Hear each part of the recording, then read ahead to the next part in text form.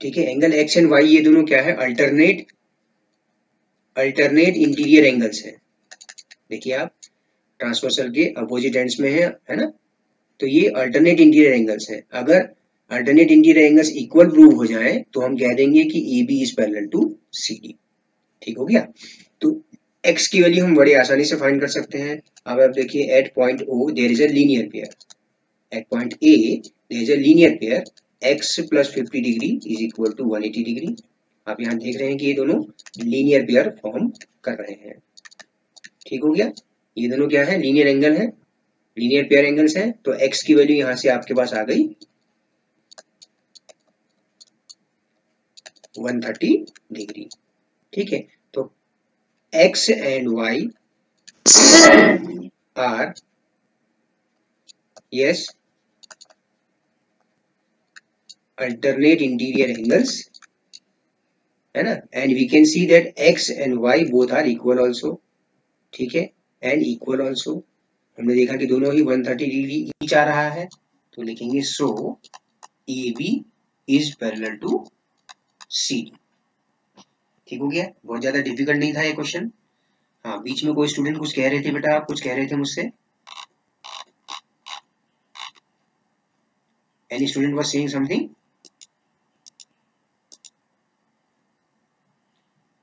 बेटा कुछ क्वेश्चन पूछ रहे थे आप मुझसे?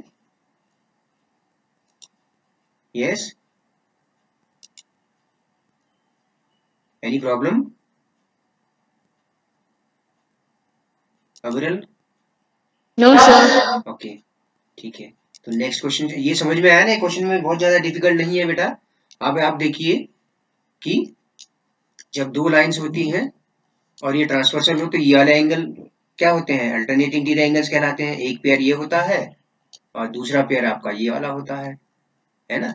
तो if two lines are intersected by a transversal and a pair of alternate interior angles is equal then the given two lines are parallel। यही हमने किया हुआ है, हमने x और y को फाइंड आउट किया तो देखा कि दोनों ही सेम 130 डिग्री ही आ रहे हैं। क्लियर है सभी को बेटा? Any problem in this?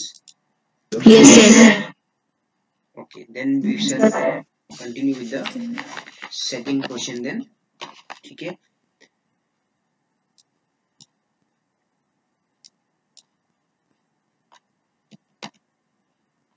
this is question number 2 here you can see on the screen, can you see? Yes sir. तीन लाइंस है ना, AB is parallel to CD। पहला चीज क्या दिया है कि AB is parallel to CD। अच्छा, दूसरा दिया है आपको CD is parallel to EF और CD पैरेलल है EF के। ठीक है, तो आप यहां से क्या बता सकते हैं, यहां से आप क्लियरली बता सकते हैं कि AB and EF will also be parallel, isn't it? है ना, CD is parallel to AB, Yes, sir. EB is parallel to EF also, है ना। So therefore these two lines also will be parallel to each other। तो ABE एक दूसरे के parallel हो जाएंगे। ठीक हो गया, lines which are parallel to the same line, you can see lines AB and EF are parallel to CD, therefore they both also will be parallel to each other। पहली चीज तो हमें यहाँ पर ये पता चल गई। ठीक हो गया, हमने यहाँ से स्टार्ट किया और यहाँ पर लिख लिया कि lines parallel to same line, lines parallel to same line are parallel। ठीक हो गया। अच्छा, अब हम देखें, अच्छा y और z का जो रेशियो है, y और z एंगल का रेशियो 3:7 दिया गया है। ठीक है, आपको x की वैल्यू फाइंड करनी है, तो आप कहेंगे let y is equal to 3p and z is equal to 7p, let us say. ठीक है, can you see the writing while I am speaking, it is lagging behind, पीछे तो नहीं जा रहा है?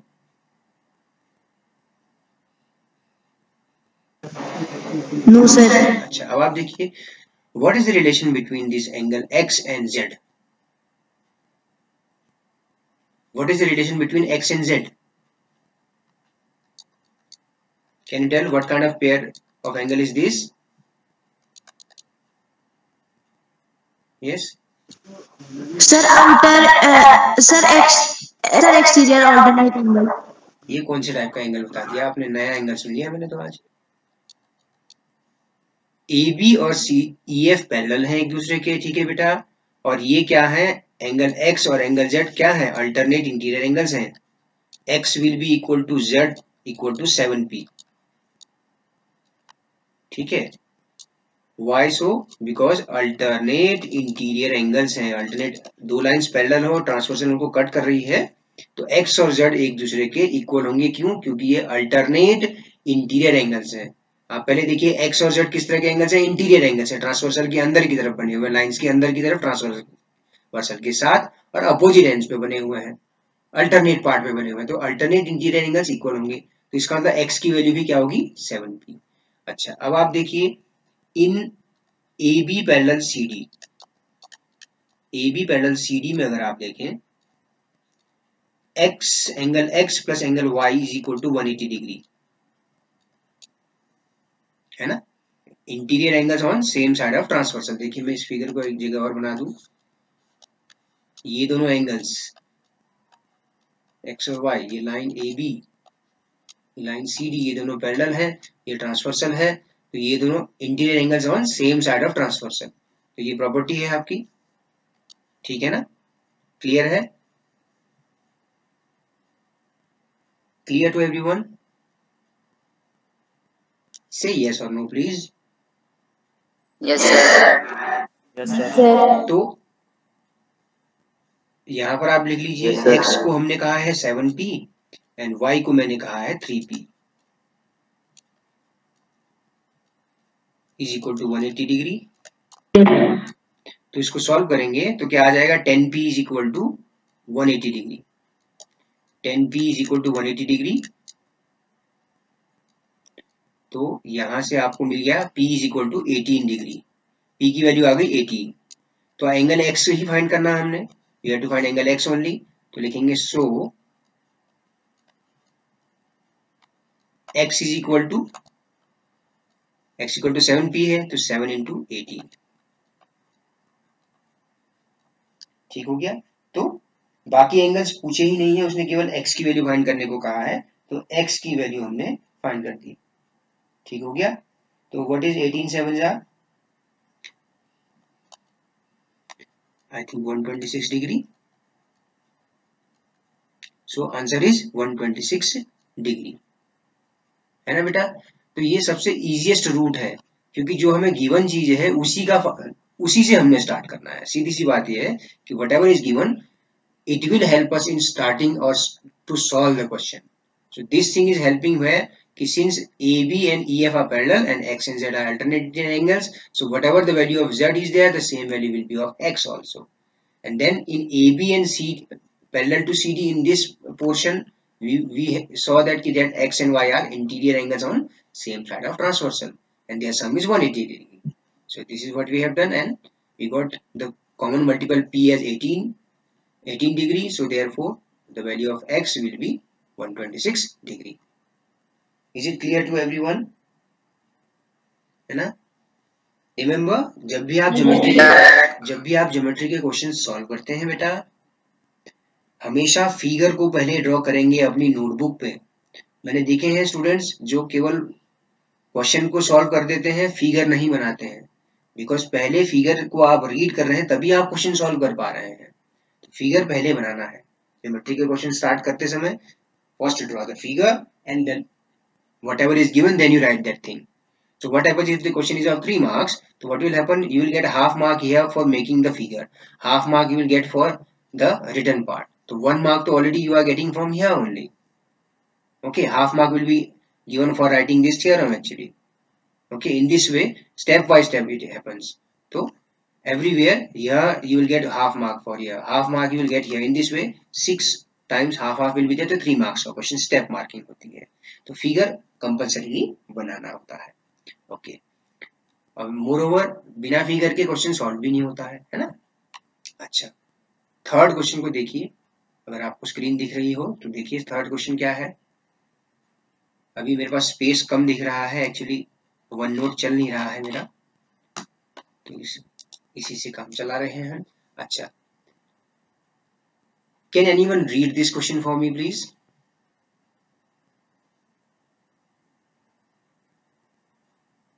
Yes, sir. Yeah, please.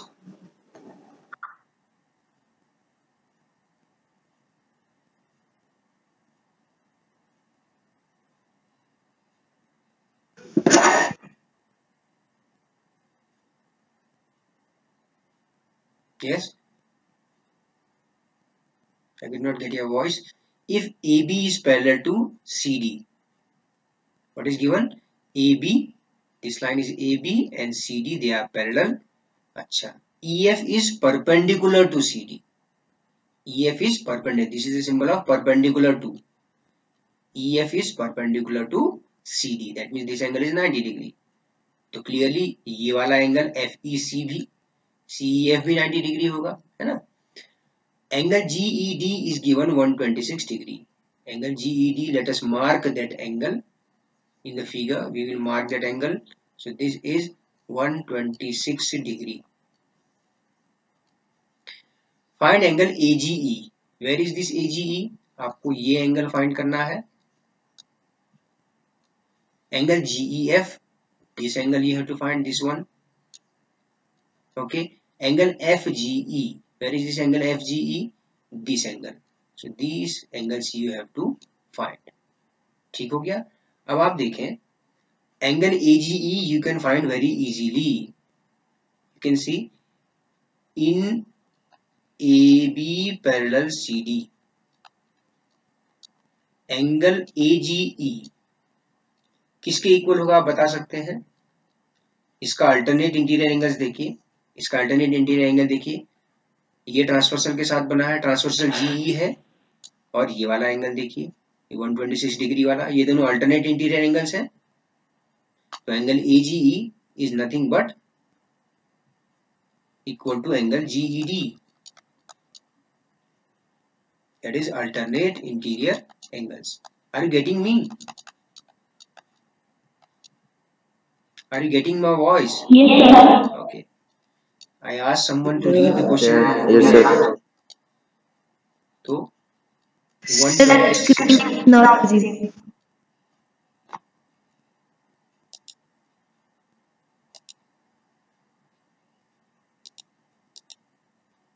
I think screen is visible to everyone. तो angle AGE क्या हो गया? Yes, 126 डिग्री हो गया अल्टरनेट. अच्छा, अब हम बात करते हैं, क्या आप इस एंगल को ढूंढ सकते हैं? एंगल FGE को. Can you find angle FGE here? This angle FGE and angle AGE, these two angles are forming, they are forming a linear pair, है ना?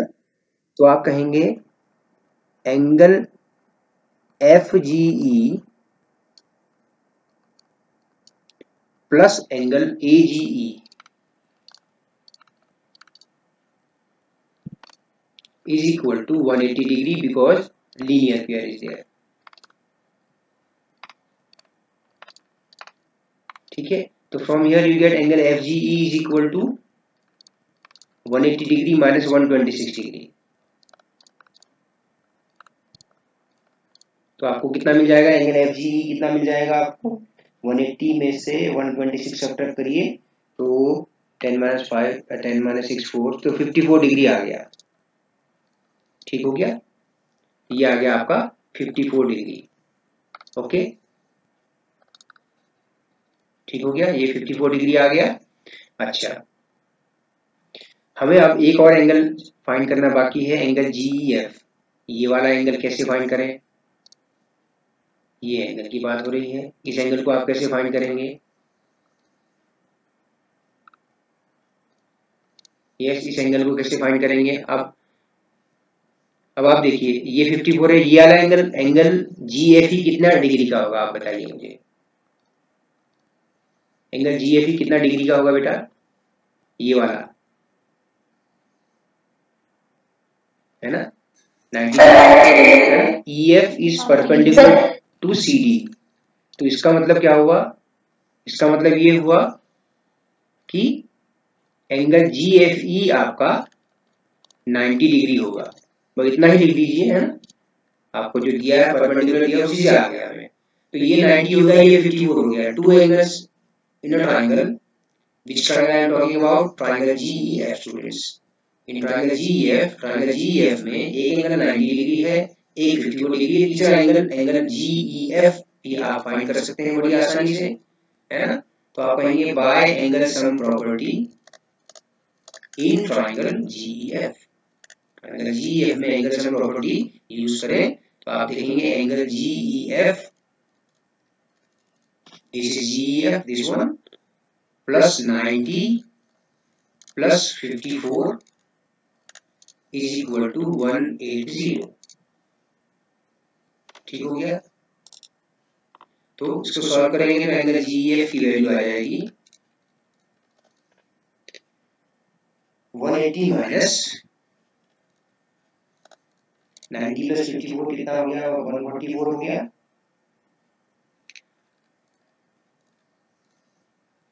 तो angle GEF will be equal to 36 degree. ठीक हो गया। तो इस तरह से तीनों एंगल्स हमने फाइंड कर लिए। ठीक है। अब आप जब इस क्वेश्चन को सॉल्व करेंगे, एक बार दोबारा से जब अपने नोटबुक में सॉल्व करेंगे तो आपको समझ में आ जाएगा कि पहले क्या करना है। What is the first step? That we find out alternate interior angles. Second thing, we try to see if there is any linear pair and whether it is beneficial or not.